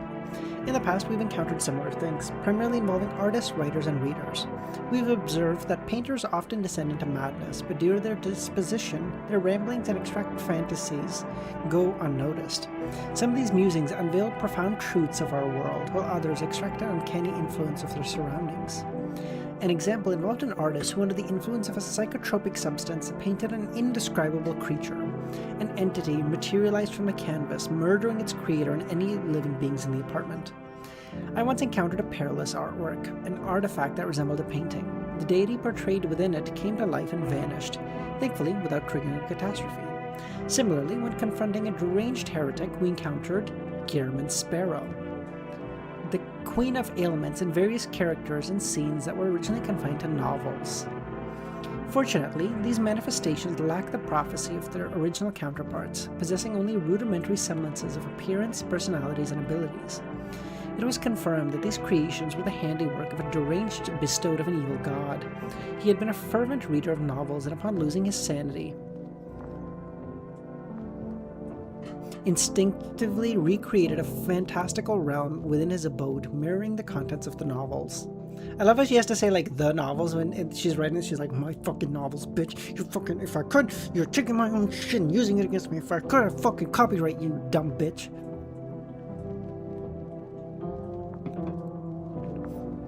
From his standpoint, it also bears some resemblance to the spectator pathway, but it's fundamentally distinct. One derived its powers from the mind, while the other seems to harness the qualities of an alternative dimension. It could function as a gateway or a perilous portal, but in time it could evolve into a near-real alternate space. As Lumion absorbed the contents, his eyelids twitched. Is this something I can even fucking read? While some portions seem manageable, others, particularly elaborate examples and analysis, left Lumion's mind in turmoil. A deity from a painting? That's fucking terrifying. If the painting hadn't been sealed, wouldn't it be able to destroy the entirety of Trier? Given more time, the entire world might have been finished. They're not that strong, honestly. If one deity came out and we're doing some shit, the other 6 would be like, nah, bitch, we got you. Amidst fucking, you don't know this, but there was a guy, okay, a total bum by the name of Mr. Door. Fucking bum, never did nothing, okay? But he came down and all the gods are like, nah, bitch, not today. And they beat his ass. Amidst this mental storm, Lumion's mind struck up an idea akin to resurrection. While his heart pulsated with the desire to attempt such a feat, rationality won the battle. The Aurora resurrected through this method would likely be a perilous entity masquerading as Aurora rather than the genuine her. If it was her mere appearance he sought, he could achieve it at any time with lie. In the wake of this realization, Lumion's thoughts turned to a mystical item he hadn't employed in some time: the mystery prying glasses. When Lumion put these on, the world around him transformed, revealing hidden truths that were invisible. Occasionally, these revelations kindled into a desire to sketch, resulting in drawings imbued with supernatural power. With the abilities granted by the niece's face and the lie earring, Lumion no longer required the mystery prying glasses for disguise. However, he retrieved them from his pocket and pondered. Was its original owner bestowed of a hostile-related pathway? I'll report to Mr. K later and inquire about the details. The Aurora Order is fanatical about hunting. Perhaps they have more information. Lumion was part of 4 different secret organizations and could gather information from 4 unusually well-developed information systems. 4. Tarot Club? Iron and Blood Cross Order? Aurora Order? What's the 4th?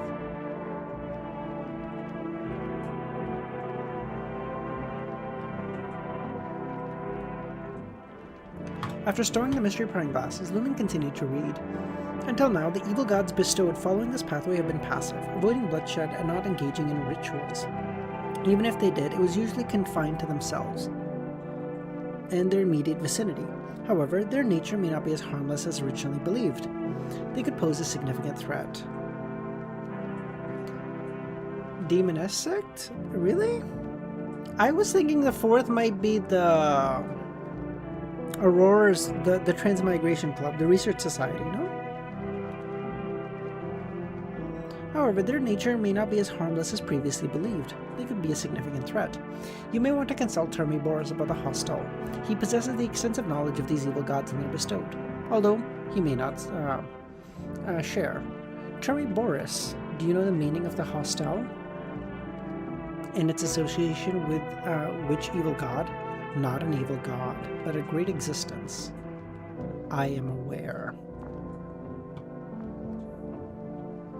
And then there was nothing. This provoked Lumion. Do you truly wish to know? Termiboros asked. There's no need for an honorific name or the details of the god, just the situation and characteristics of the pathway of the hostel. Termiboros fell silent again. I have nothing to lose. Why not give it a shot? What if my vessel turned foolish? Termiboros obviously had no intention of revealing these details. As Lumion made his way to Avenue de Boulevard, Frank had already met up with Brown Sauron, both clad in hunting attire. Browns, when will you fucking end my assessment? Frank stirred.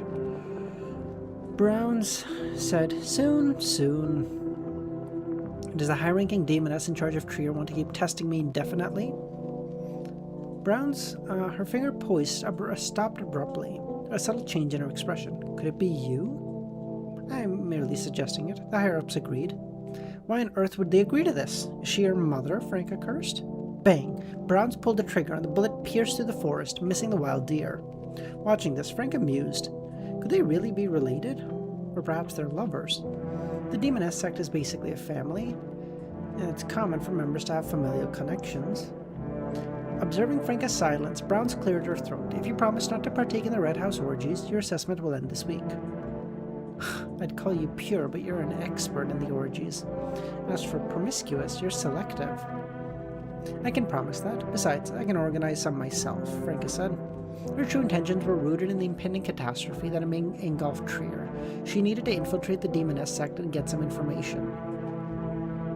If after the crisis subsided and she was alive, she could think about participating. A true man could be indulgent and flashy, but when necessary, he could bear personal hardships. After almost 10 seconds, Browns whispered, "Remember what you just said." With the assessment period now set to conclude, Franka raised her shotgun and shared. Some time ago, Ciel and I ventured into the catacombs and reached the Crismona Night Pillar. I had a feeling about that pillar. Could it have been left behind by a demoness? Ciel, your lover? Franka and Brown's turn. Yes. Crismona is indeed a fourth epoch demoness, the child of the goddess.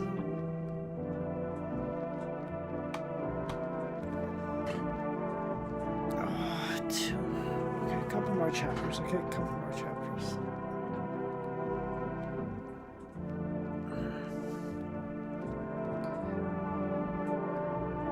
If we can do like 3 or 4 more, I'll be okay. I'm not feeling great. I'm running a fever. I don't feel anything else, but I'm just feeling a fever, you know? That crazy bitch had a kid. Yeah. Hey, if death can have a kid, why can't a demoness, okay? I don't have anything else. I just have a fever. And you know, like having the fever like is sapping your strength, because it's just like so much of your body's resources are going to having such a high temperature. Like I'm like just tired from that. Like I don't feel weak. I don't feel lethargic. Like I guess tired and lethargic or something. So maybe like I just want to go to bed.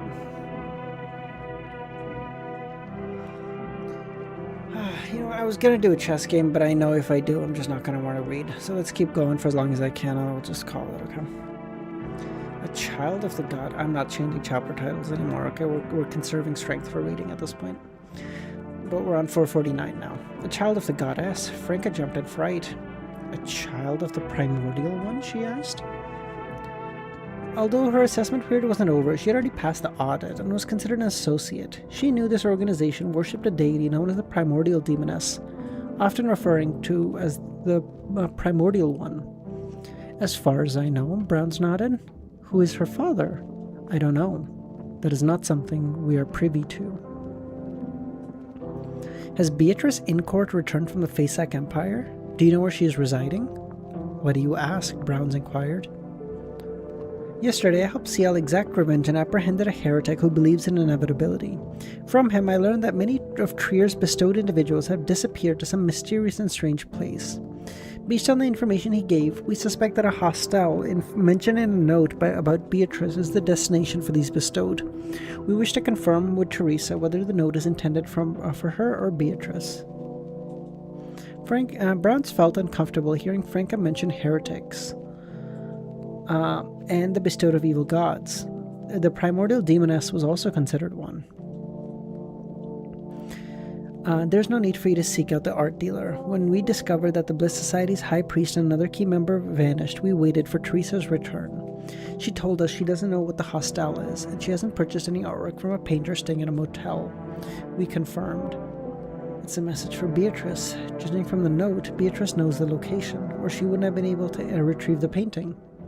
If only we had found the note first and performed the spirit channeling after. A realization struck Franca, and she sensed that fate was playing a cruel game. It seemed like fate was conspiring to keep the information hidden. Is inevitability at play?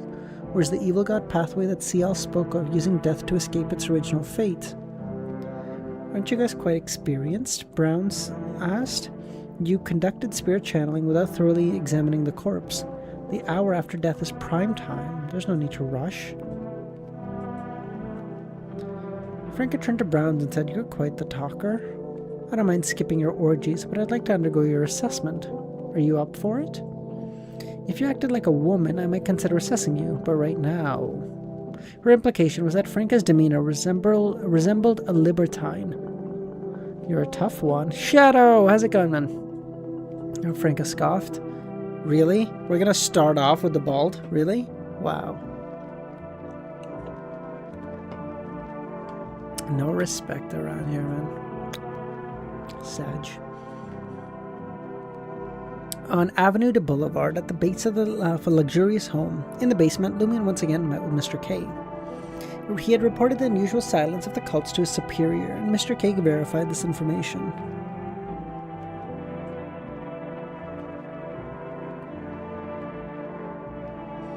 He relayed this information received from Madame Magician as Bouvard's confession. Lumin's focus today was on Bouvard's corpse prophecy and the sinner's situation. Finally, Lumin presented the mystery prying glasses. Mr. K, has this item also been affected by the hostile pathway? Mr. K stood up and said, Wait a moment. With a soft clasp of his hands, he summoned an attendant and whispered. As Mr. K waited, the entire basement fell into a silence. Lumin waited awkwardly and thought to himself, Say something, God. Of course, Lumin was well aware that Mr. K's silence was intentional.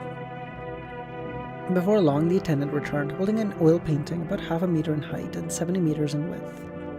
The painting depicted a dark forest. Upon closer inspection, there was a white area on the grass that appeared to have been scratched. It was discovered with mystery prying glasses. Apart from the mysterious, chaotic oil paintings that can affect one's mind, there was also this artwork. It was originally meant to be a portrait, but when we saw it, the person had disappeared and only the scenery remained. He walked out of the painting? He chose not to share the information he recalled from Madame Magician's example. Did something abnormal occur that caused it to vanish? Lumion asked. Perhaps it returned to life and left the painting. It could be the source of that anomaly. They appear quite knowledgeable, Lumion remarked. A strange power, a harrowing phenomena.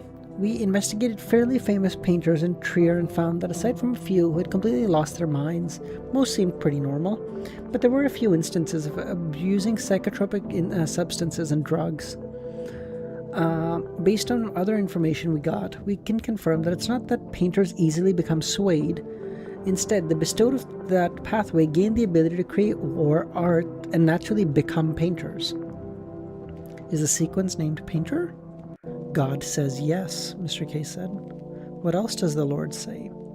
He has revealed that foreign visitors stay at the hostel. Foreign visitors? Our most crucial task now is to locate the hostel. The number of evil god incidents we handle pales in comparison to the official positions. Perhaps they know more, Mr. K said. It is inconvenient for me to intervene, but you can attempt to gather information through them. They are willing to humble themselves and cooperate with the authorities? Interesting. On the roof of apartment 17, Rue Doyle, Jenna disguised her allure and met with Immer and Valentine. "I've got some news," she said. "What news?" Valentine asked. "I've received news that some individuals suspected to be followers of an evil god have gone to a place known as the Hostel." She didn't mention the eerie silence of the evil god followers. With the help of 007, they had become a consensus amongst the official Beyonders. "Hostel," Immer nodded. Such a reaction. Jenna asked, "Do you know what that means?" Immer and Valentine exchanged glances. They didn't want Celia to be fully informed, but if they kept her in the dark, she wouldn't be able to assist. One of our colleagues heard the term hostel from a peculiar creature.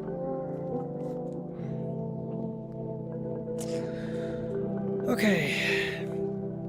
So if I end now, if I do, that would leave me the next 2 days to do like 22 chapters apiece. I don't want to have to stream on Saturday. I'd like to just have Saturday off. So we're going to try to push as much as we can.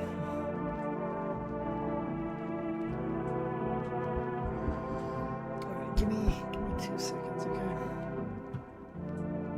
We're going to read like 2 more chapters. Give me like 2 minutes.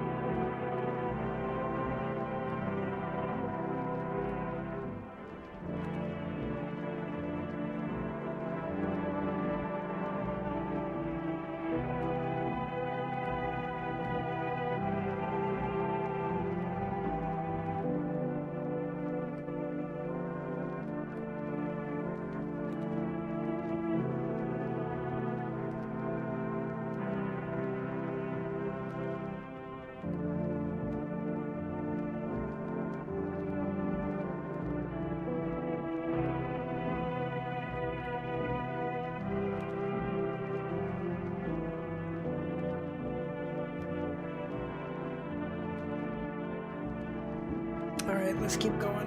Okay. They really know about Hostel. Jenna couldn't hide her curiosity. What kind of creature? What did it say? Under normal circumstances, it's an invisible creature. You can only confirm its authenticity through some traces. From what I understand, it exists somewhere between the spirit world and reality. It's in a very weird state. I don't think that's all. According to the dossier, there's a few conceptual and abstract aspects about it. In short, you can only perceive it or sense it through its reactions, if it's willing, or when it attacks you. That's similar to Bouvard's condition after the corpse was corrupted. However, Bouvard's corpse wasn't that formidable. Immer, who had a habit of wearing skin-colored tape across the bridge of his nose, paused. If that creature hadn't attacked our colleague, it wouldn't have been discovered. We obtained a few pieces of information from it. One of them mentioned the Hostel. What did it say? Only that it comes from the Hostel, their home in this world. Anything else? Jed asked.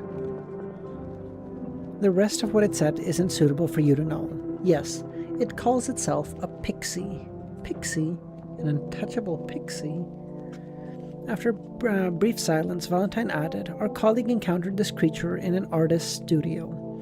As for the painter, he was once treated for a mental illness. He always claimed to travel with his spirit body every night and enter a strange space neither in reality nor in the spirit world. He fought invisible creatures, souls, and evil spirits. Such claims led him to being sent to the asylum for treatment. Subsequently, he was under prolonged medication." Harsh. Mr. Chair wasn't even in here, bro. I took the fucking camera away. What are you talking about? There's no chair, idiot.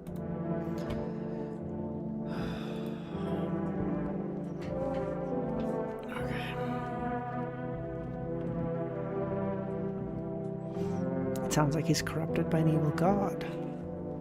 The power of an evil god isn't necessarily evil, but they often bring about catastrophe and cause illusions and change. Can you accept that you are no longer yourself? Please treat Harsh nicely or I won't talk to you. What? Unknown. What? I shit on Harsh all the time, bro.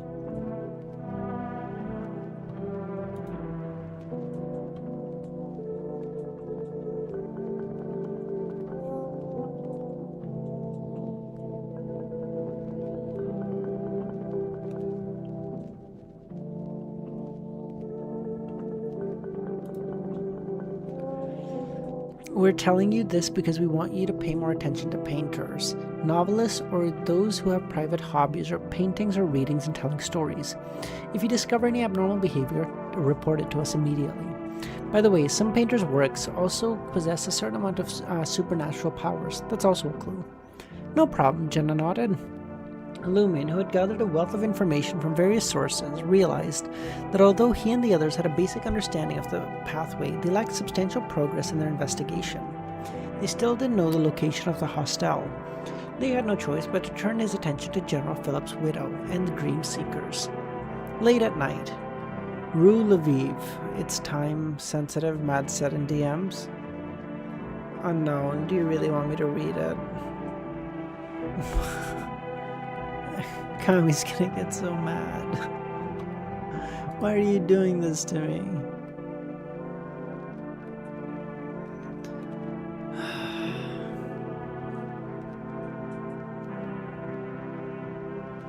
Oh, dude, I'm burning up. Holy cooked. Okay, fine, Mad. For you, buddy. I'm sorry, Kami, okay? Last thing, I promise. If he sends anything after this, I won't read it. You have my word. Back in the old day, as old as Kami is today, back when humanity had not yet shed light upon proper knowledge, two cavemen went on a hunt together with Kami. As they struggled and fought, they finally caught a boar. Usually, the smart one amongst them was the only one who used to peel its thick armor off. He was unusually troubled because he wanted to share this with the others, but didn't have the means to do so. Suddenly, he saw something in the corner of his eye, and his eyes glistened with inspiration. He went to the other caveman and pointed to Kami. Almost instinctually, even the dumb one started to peel the hairs off and got to the soft skin. Even he knew when he looked at Kami, the guy who was telling the boar had to be chopped. Bro, you could have sent this one. You're just insulting Kami. I don't think he minds those ones. I was hoping to find an opportunity to ask for your help. I could use the ritualistic dog skin to infiltrate this place and search, Anthony said. Lumion simply chuckled. Official Beyonders can't afford to worry about such matters. As he spoke, he crossed the street towards the beige building with the sculpted outer walls. The two of them circled to the other side and watched the two valets pass together. Lumion leapt up, pressing his head against the white-painted iron fence. Anthony was a seasoned veteran who had been forged by the crucible of the battlefield. Although the sequence 9 through 7 of the Spectator Pathway didn't enhance his combat abilities, nor his physique, it didn't prevent him from easily vaulting over the fence. Lumion didn't bother concealing himself. Holding a top hat, he entered the garden with one hand on his pocket and approached the main building. Occasionally he'd pause, avoiding the gazes from inside the building. Before long, they arrived at the side door.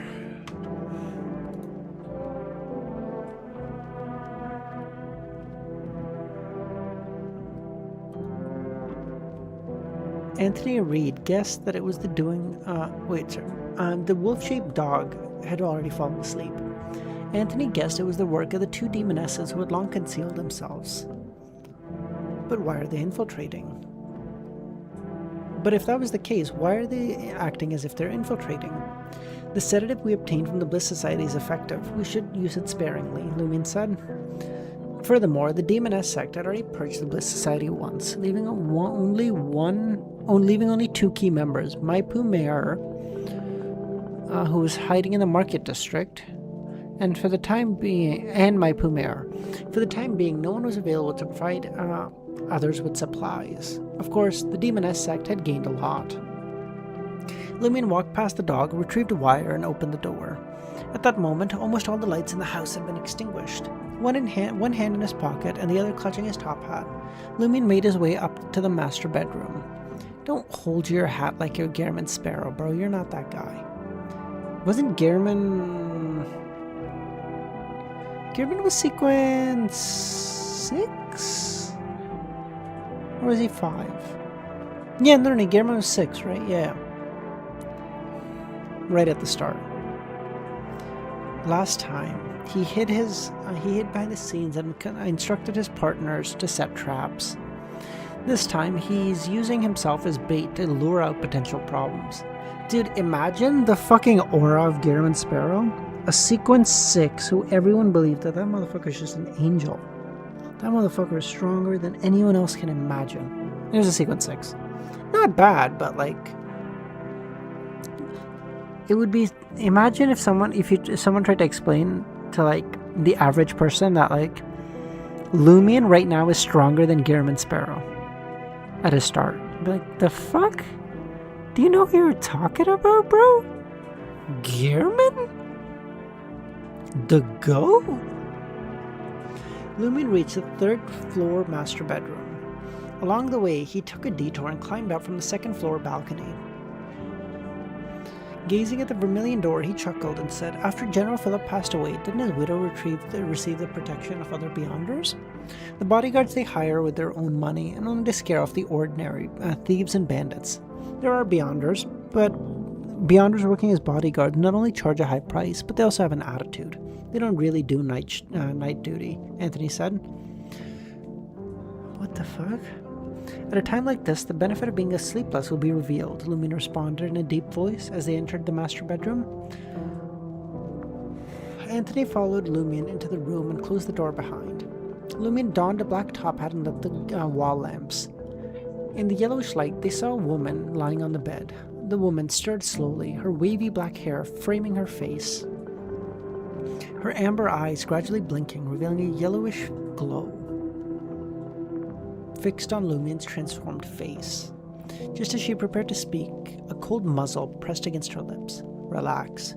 We're here for a small fortune and a few answers. If you cooperate, nothing happens, Lumion assured. Despite having her house broken into, General Philip's widow, Anise, didn't seem to resist and nodded. Look me in the eye. I want to know you're telling the truth. Anthony lit a cigarette. And Anise subconsciously met the gaze of the intruder. She couldn't help but notice the robber's unusually clear, dark brown eyes, as if they held the key to his soul. After a while, Anthony, who had used his actions, minds, and demeanor to lull Anise into a semi-hypnotic state, delved into the depths of her heart and body of heart and mind. Why did you donate so much of your wealth? It was in Philip's will. If I didn't donate 2/3 to that charity, my child and I wouldn't inherit the remaining third. That's suspicious. Was General Philip a devout believer of EBS? He hadn't prayed fervently in a long time, and his praises were perfunctory. I overheard him whisper in the corridor once, "Goddess bless." Damn. He means the primordial demoness, doesn't he? No, but then it'd be demoness bless. Is he saying to Evernight? Hold on, let him cook. Alright guys, I know it's not as much as we wanted, but I'm just gonna have to call it here. I'm so tired. Yeah, I know, Kami. I haven't been doing that for the last 3 chapters, okay? I'm just so tired.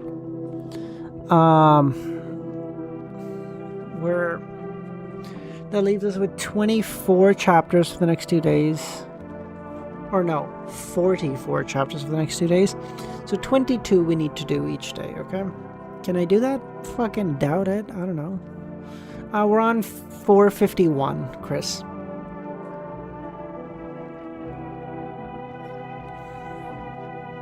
$44. I want to do this in 2 days. Oh my god, what am I doing to myself? Bro, maybe we stream on Sunday. Maybe we just do like 17 chapters and just do fucking 3 days. Who the fuck knows? No, but if I'm feeling good tomorrow, we can really push it. We'll see. I just hope I feel better by tomorrow. That's all I can say. Alright guys, we're gonna end it there. Y'all have a good night. I'll see you guys tomorrow, okay? Bye.